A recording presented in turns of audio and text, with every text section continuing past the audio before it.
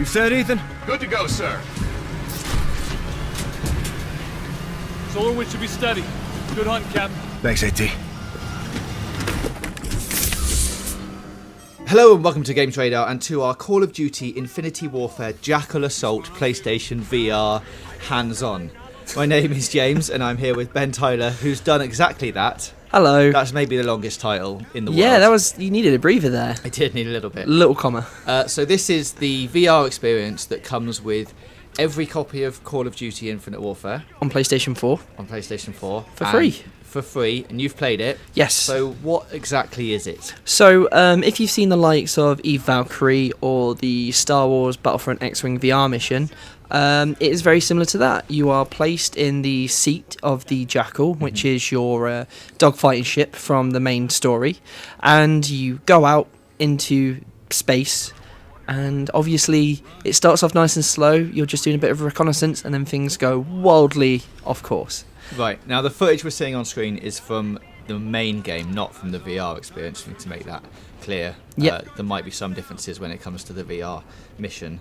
So, what's it like in comparison to like Eve Valkyrie and stuff? Does it measure up? It's very similar in terms of you're using your head to paint targets, so you're looking around. It actually feels quite nice when you're using the left stick for thrusters and the right stick to sort of steer your ship through space, and then R2 to fire. So it doesn't perhaps match Eve Valkyrie. Obviously that's a fully developed game in and of its own right, where this is just more of a sort of 10-15 minute arcadey mission for you to do. Now this was never meant to be like a release. It was made for Call of Duty XP. Yep, originally it was going to be a sort of thing that people played at XP and only at XP, but clearly they've changed their mind. Although you won't have a man dressed up in a army suit ready to take you through the game in your living room. Oh, okay, unless someone else wants to do that at home, I guess. I mean, nothing's stopping you from cosplaying. No, alright then. So, in terms of the actual gameplay, you go around shooting ships and things. Yep. Is there an end goal? Can you win? There is. You are judged on how many ships you destroy in a set amount of time. The ships are the SDF, who are the main villains in Infinite Warfare single player.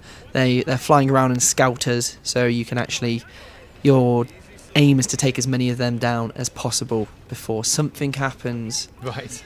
So there's no story to it. It's just like a wave-based. Yeah, there are hints from what happens in the main game, but it feels more like this is very much a separate thing.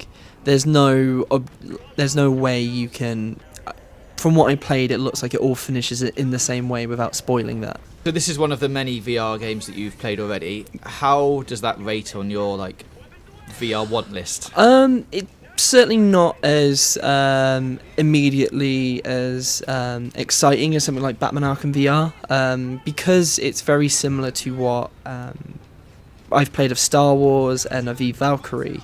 But having said that, it's a Call of Duty experience that you could never have in the main game. Although we're dogfighting in this one, actually being in that universe, looking around with your head, and they do a really, considering that Call of Duty's bread and butter is that sort of fast arcadey on the ground shooting, they've done a really good job of making this a sort of a concentrated blast of space dogfighting action. It's something that's becoming pretty much its own genre in VR, but they do a decent job of it. Okay, well that's our quick hands-on with Call of Duty Infinite Warfare Jackal Assault. You can read more about this and other VR experiences in the next issue of Official PlayStation Magazine. That goes on sale on the 27th of September. So that's Jackal Assault. For more gaming news, reviews, previews and features, keep it here on Games Radar Plus. Tiger scars are clear. Copy clear. Engaging. Weapons loose.